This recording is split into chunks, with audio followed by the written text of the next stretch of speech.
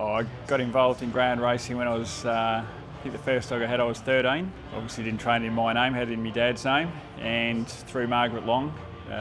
She was a big influence on me starting off in the dogs. She trained a dog for one of our neighbours when we lived in Traralgon, and it sort of started from there. I fell in love with them and haven't looked back.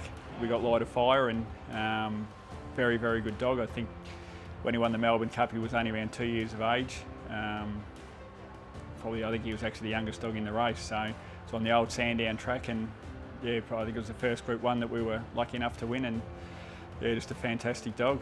I think winning a Melbourne Cup I was only 25 at the time. I think I was probably too young to actually appreciate what the race is, and in hindsight, to win a Melbourne Cup now for me is, it's the race of the year that we target and the race we want to win. So I think at that age, I know I didn't really realise how special the race was, and probably more took it for granted.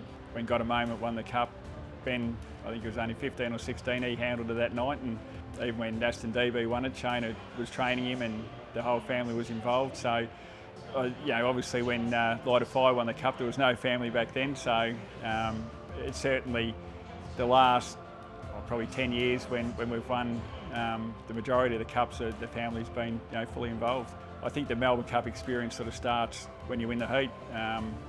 The whole week, it's just a huge week. If you're lucky enough to get one in, you're really counting down the days and enjoying every day as it comes along leading up to the final. And it's a special week, probably the best week of the year if you're fortunate enough to be in the race. And I think it starts right from when you get to turn up to the track and get ready to kennel the dog. There's a huge crowd here.